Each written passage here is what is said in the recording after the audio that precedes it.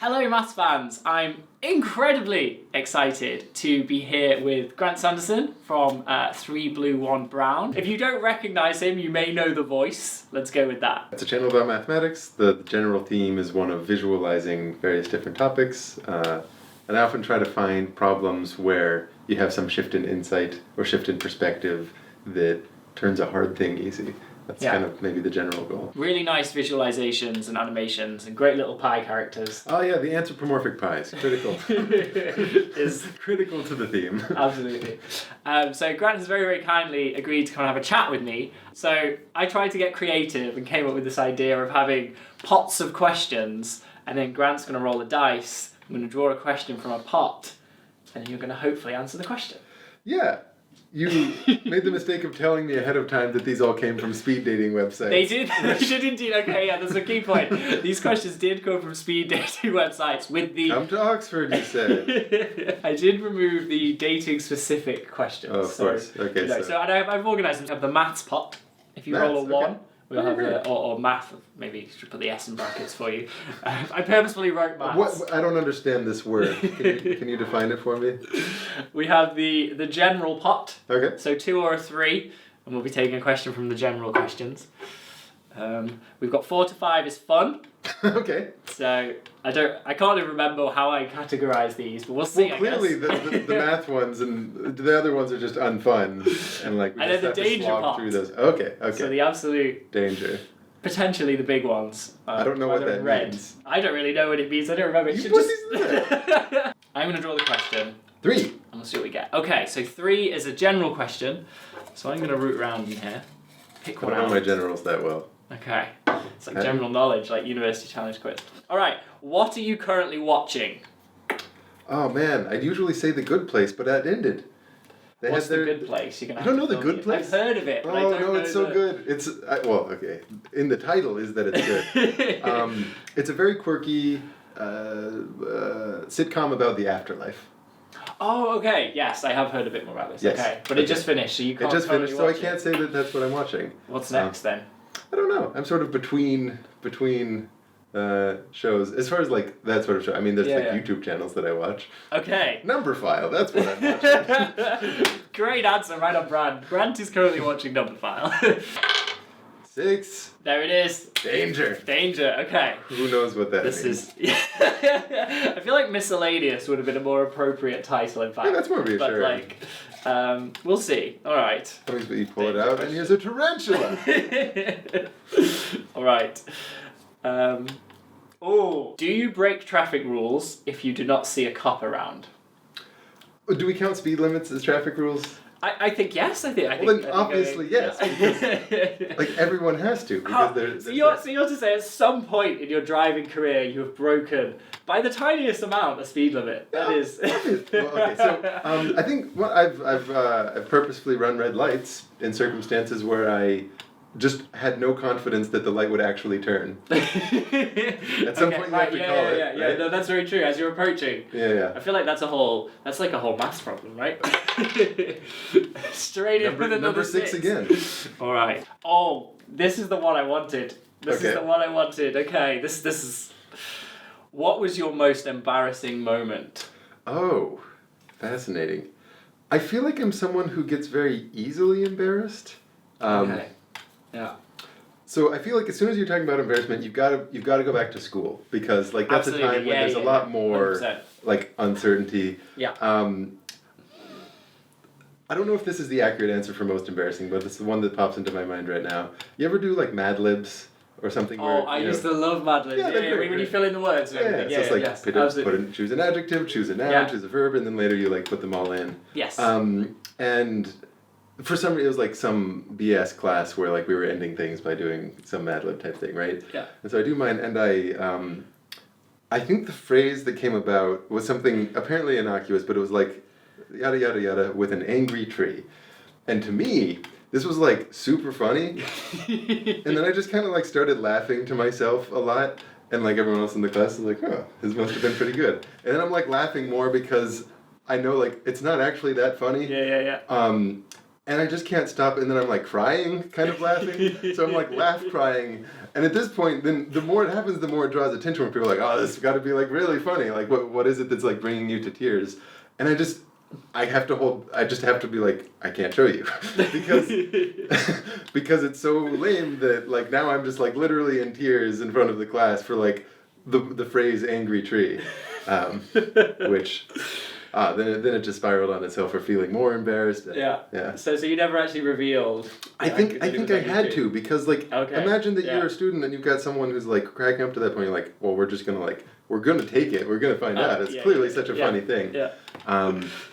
Again, I don't know if that's the most embarrassing, but for some reason that no, I like it. I can see how, like you say, it's a. That would be horrible as a school student, high school student. Yeah, absolutely. Where are we going next? It's just getting all the sixes, right? You've loaded this, haven't you? Okay. All right. It's the third 6 in a row. I don't know whether to call this danger, but it's interesting. Do you think magic is real? Obviously. Okay. Moving swiftly on. How do you think about love? So love is magic. Is that the...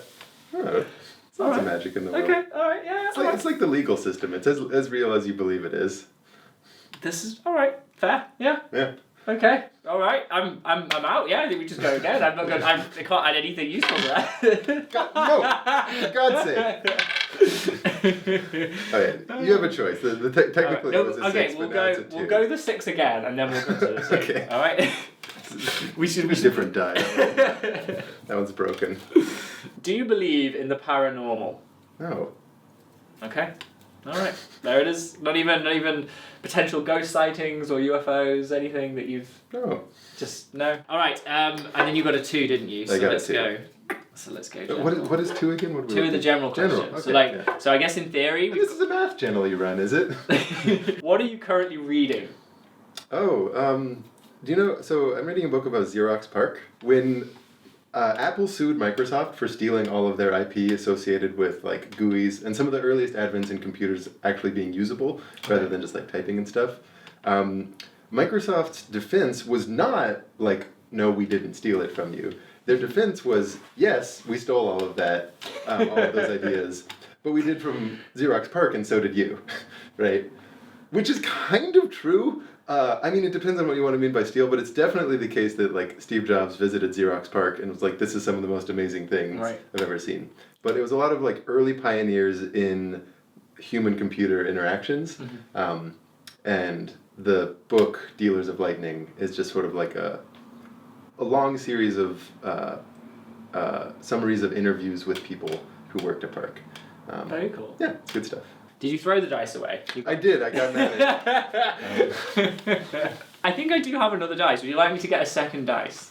No, I mean, I'm violating your whole... All right. I claimed not to be superstitious. And it rolls... It is statistically unlikely... It's extremely statistically unlikely. ...to get 5 6s out of the first 7. That's insane. Okay, yeah, the statistical anomaly that is Grant Sanderson has rolled. Well, let's see, what is that, right? That's 7 choose 5, right? Times 1/6 to the 1/6 to the 5th times 5 6 squared, right? Which 0.00187.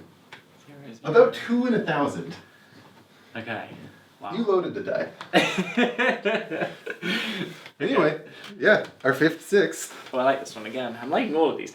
What is the most adventurous thing you've ever done? Well, that's a good question.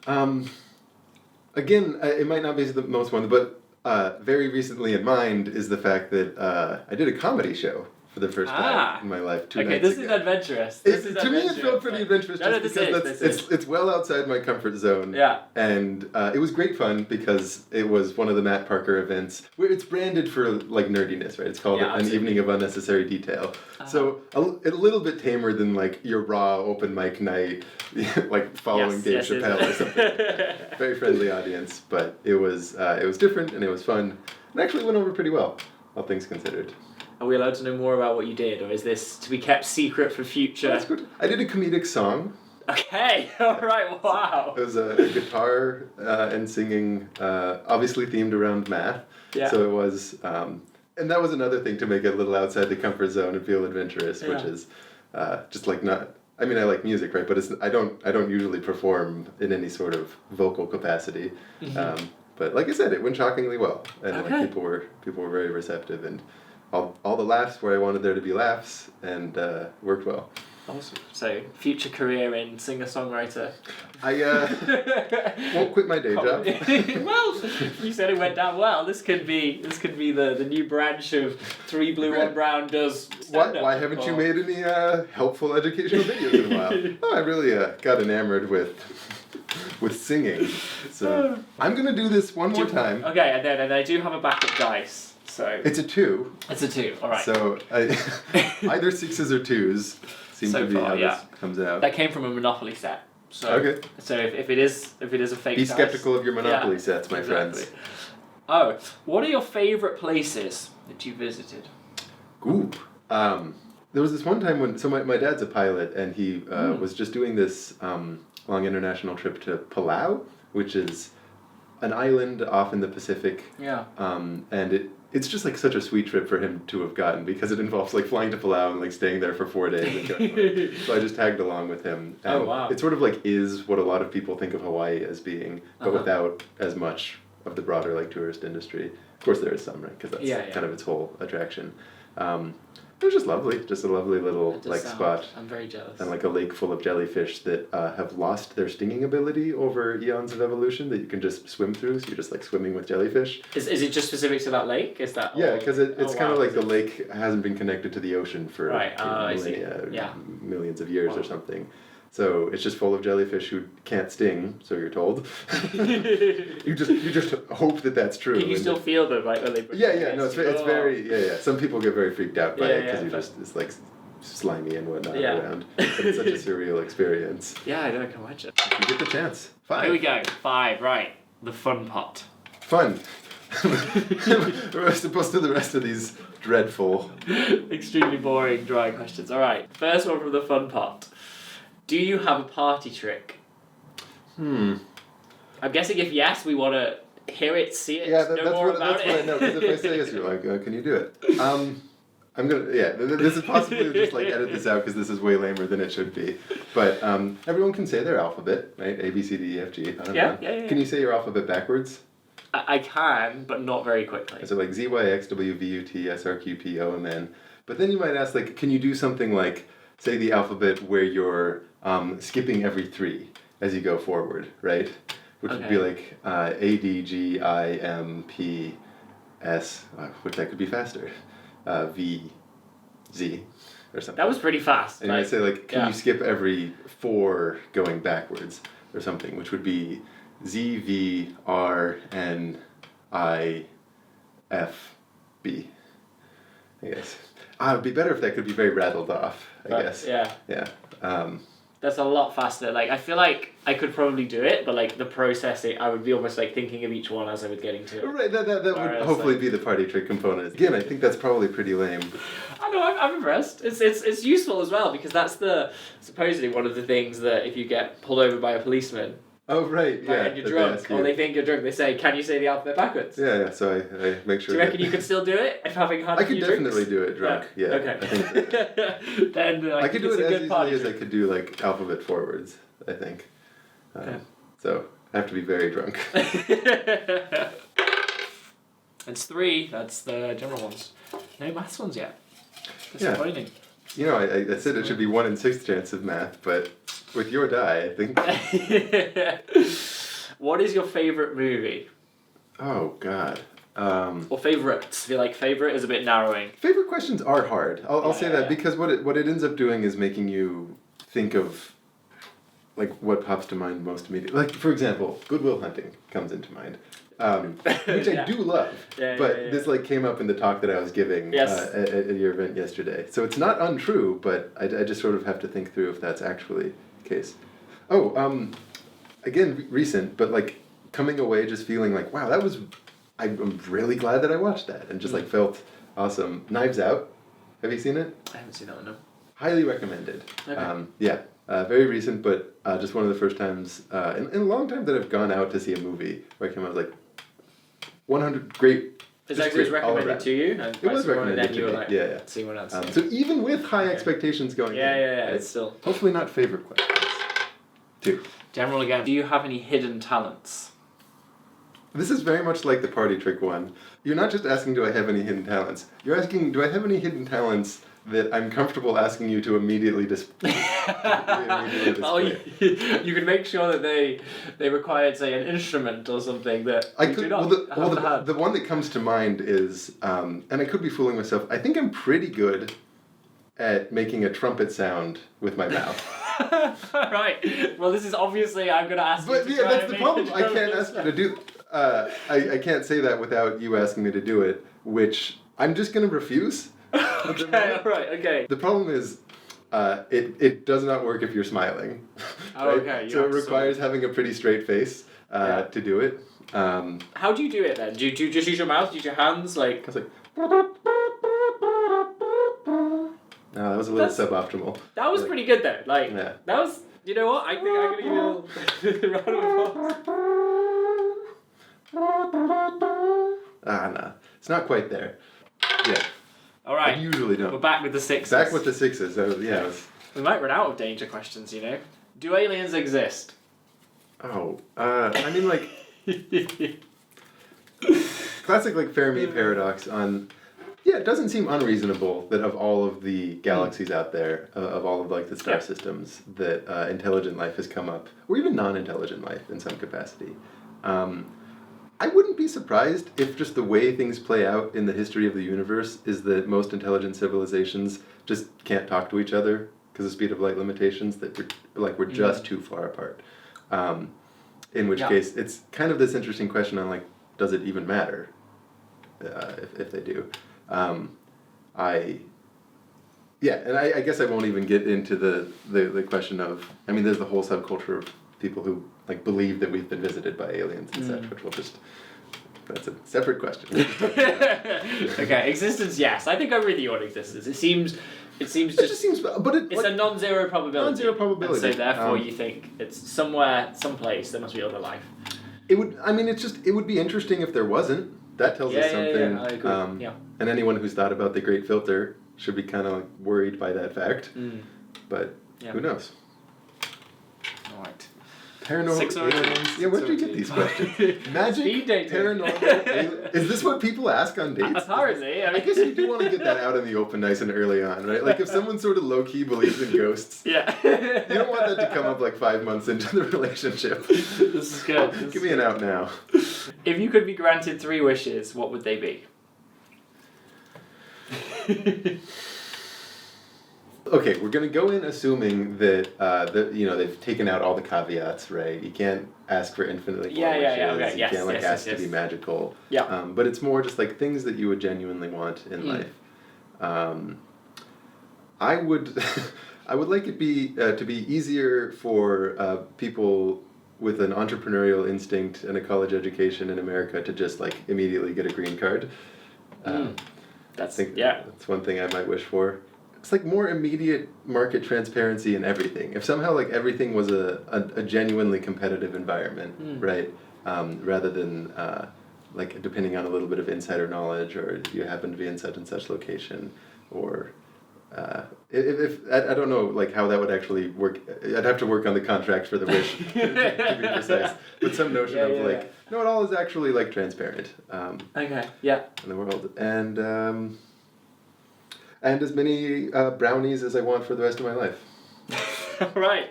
Yeah. Good. I was wondering when the sort of silly, ridiculous, like, childhood wish would come in. So it would be brownies for you. Brownies for the rest of your life. Yes. Click your fingers. Brownies. There's a brownie. Like it. All right. Seems that let's end on this one. The final 6. Okay. Because there's just infinite 6. Actually, there hasn't been a single math one. I know, right? Let's just draw, like, 3 math ones, because for God's sake. Yes, I agree. We're just gonna draw. It would be genuinely absurd. Yeah. This is a good danger question to finish. What's the most reckless thing you've ever done?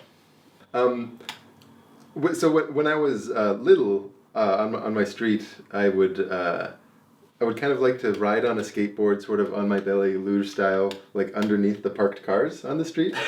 Wow, you must have been tiny then. Or was it all the really like raised like jeeps, like No, I think bigger just if you're cars like a in the kid, US? if you're like a 6-year-old kid and you like flatten, you like Quite easily. there's some give underneath Okay. cars and. I'm just. Yeah. I'm thinking like I'd be terrified to try and do that. You should be Yeah. like this. This was a genuinely bad, reckless thing to do, and there were a lot of dumb things I did like that as a kid. I think. That's, one time that's when quite neat though. it's like riding a shopping cart down a hill. There was like coming towards some buses that were for sure gonna kill me if I didn't do something. So you jumped out. I did, but it's very hard to jump out of a shopping cart because it's got like wheels such that you can't right like and you don't have great intuitions for conservation of momentum when you're like 6, right? So it's not a natural maneuver, but you do have to jump out in some way. Yeah. So lots of things like that. I think I've gotten better since being a kid about recklessness. I'm kind of a boring person now. Right. Okay. Math questions. Yeah, we have to do some. We're just gonna at this point. They're coming out, and we're gonna pick out some fun math questions. Okay. What is the worst fan mail you've ever received? Worst fan mail. Oh god. Lots and lots of proofs of famous problems. Right? Even I get those. Yeah. Yeah. So, that's not original. One funny one I remember. This was super early on. Like before I started working for Khan Academy, the channel was like in its absolute infancy. Yeah. There's one person who wrote this very long email where he was positive that I was actually Sal Khan, and the 3 Blue 1 Brown was just like this secretive side project to like do something different. And the whole email was this little like wink of like, I understand. How did you even I know respond it's to that? Like, I don't know if I did. yeah, because I probably did actually because it was early enough on that I like wasn't really getting necessarily. just reply with, please keep this a secret, top secret. I might have done that. I don't remember. That'd surely be the way I to wish go, that like, that's what I did. Yeah. The response was simply like the emoji going like shh. Yeah. Awesome. Okay. Favorite maths topic you've researched? So one you really enjoyed, and you're like, I'm going to do a video on this, and then once you got into the research, you really felt this was really enjoyable to do. I mean, I loved quaternion stuff. I mean, I made a video that was just about like a way you can visualize what quaternion multiplication does in 4 dimensions. But in digging into that, there's just lots of delightful things about it where, for example, the fact that individual quaternions correspond to motions and rotations of a 3-dimensional sphere means things like, let's say you take the symmetry group of a cube, right? Mm-hmm. Yep. Which is basically a set of 24 different rotations that you can apply to it. Each of those rotations corresponds to a point on a hypersphere, right? Yep. A unit quaternion. Really, it's a pair of points because there's this 2-to-1 thing. And all of those points form the vertices of a natural polytope. And quite often there's this like nice relationship between symmetries of 3D shapes, like platonic solids, and platonic or like do you call them platonic polytopes? Whatever the 6 like regular 4-dimensional, and you have polygons. I honestly don't know the name of them. Would be. Yeah, but there's 6 of them. Yeah. And Okay. so like their vertices correspond to symmetries. It's just a very beautiful idea, I think. This doesn't have to be a math-related answer, but what is the most obscure class you took at college? It is not a math-related Okay. answer, as it turns out. One quarter, I wanted to take a philosophy class of some kind, and I didn't have any clear aims. I wasn't going to minor in philosophy or anything like that, so I'm just like, okay, let's just put my finger on something in here. And there was one that was called like Space, Mind, and Discursive Knowledge, I think. And it turned out it was basically just like a PhD student like talking through his thesis while he was finishing it up. Okay. Right? And like low-key maybe having us like look over some of it. Does this seem legit? But it was great fun because the class consisted, because it was the super obscure thing that like no one would take. It was like me, and then I recruited my like brother and a friend of ours to take it at the same time because they were also interested in doing something philosophy, and then a random freshman. And the class would consist of us coming in, yelling at each other for like 2 hours about the reading that we'd all like done very deeply, while the single freshman just remained silent the whole time, and then repeat week after week. And it was loads of fun and just like very, like I said, obscure because it's basically just some dude's PhD thesis where he was just all about like, how do how do views of whether space is like absolute or relative and arguments therein, like what implications do they have for discursive knowledge, how like articulatable knowledge can be. Anyway. Awesome. Yeah, That is not very bad. obscure, yeah. For a math jar, which was only 1 out of 6 of the possibilities, which we never rolled anyway. I don't think. No, there I don't are think maths there's any ones in it. math Okay, in here we go. Favourite number. 1. Alright. Do we have a reason or we just... It's a great number. The It's- multiplicative identity. Alright. You build the natural numbers out of just adding 1 onto itself. It's going to show up in any sort of ring that you have. Great number. Oh yeah, no, I don't disagree. Favourite puzzle. That's very mathy, isn't it? Yes. Bitten off more than we could chew. At the moment, this will be like a 3-way crossover kind of thing then. I don't know when you're going to post this, but there's a puzzle that I just did a collaborative video with Matt Parker about that involves a chessboard and 64 coins sitting on it, okay? I won't describe it here. Instead, I'll say this is, at the moment, one of my favorite puzzles because it's just very delightful, which you can watch if you head on over either to my channel or Stand Up Maths, depending on when this is posted. You should go watch them now if they are available, or Right. they will be available soon. Yeah, that is it. That is. That's your favourite puzzle. Alright, perfect. Last couple. Favourite mathematician? This might be a little basic, but Euler.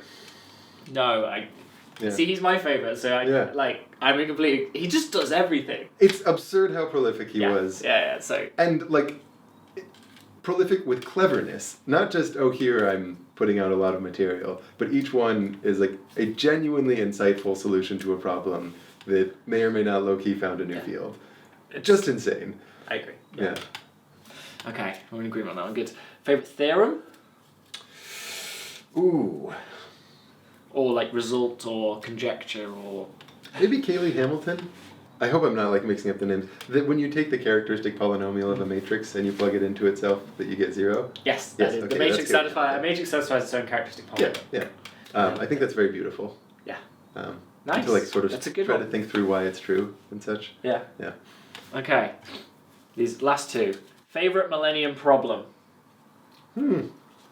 Again, maybe I'm being a bit basic. Riemann. It's... Yeah. Obviously, I've got to say Navier-Stokes. Yeah, of course, yeah. I think it's because I have a certain fondness for prime numbers, and also for Fourier type stuff, right? And it being something that blends those two is very nice. Yeah. Awesome. And then the final math question. Your favourite equation?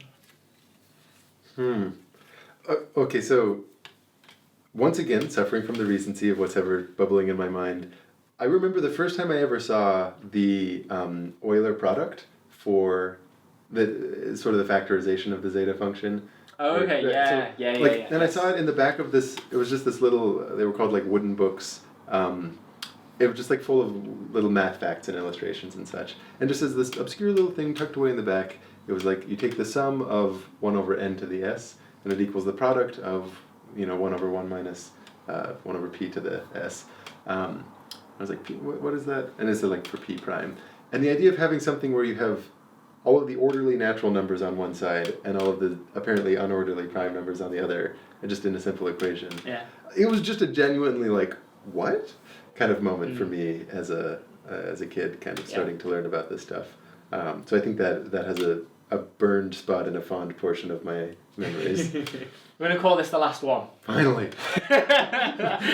sounds like it's been so painful. You don't want to burn through the rest of the danger ones. Alright, okay.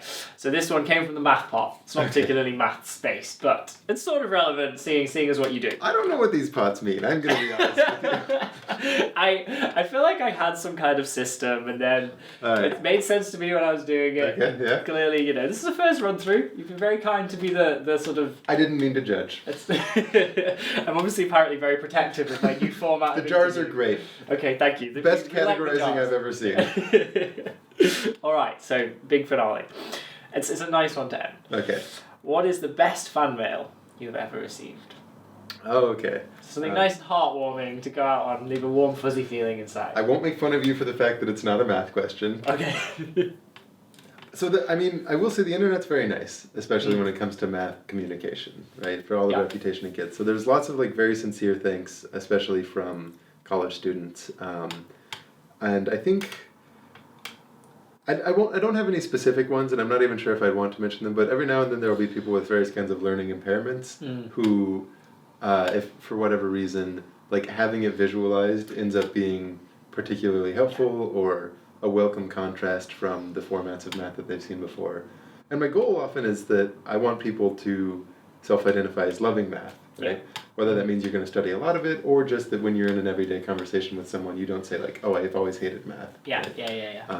So seeing that can actually happen, that some people at least claim that it has made a difference on that front, especially in the face of if it's like ADHD or some sort of particular thing that has made their courses difficult. That's just heartwarming to me. I agree. And like gets a lot of motivation to keep going. Yeah. Awesome. Well, I think that is the perfect way to end the video. Sure, yeah. Almost like it was planned. Almost like it was planned. Right. with my fake dice. So I loaded the whole thing and we were going to end on this beautiful... You loaded it such that it would consistently show 6s, never show a 1, so that we defaulted to always going from the 1 at the end, and then you pulled it. Well done. It was all a big setup. Well strategized. So, okay. Thank you so much for you. coming and having a chat.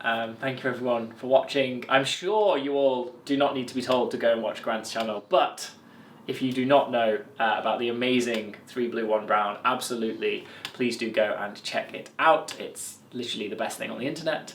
Oh, it's up there. There's a lot that could be invested on a A lot of great stuff on this internet thing. And also, if you have enjoyed this video, please do subscribe to my channel as well. That would be awesome. Thank you. There we go. That's a good.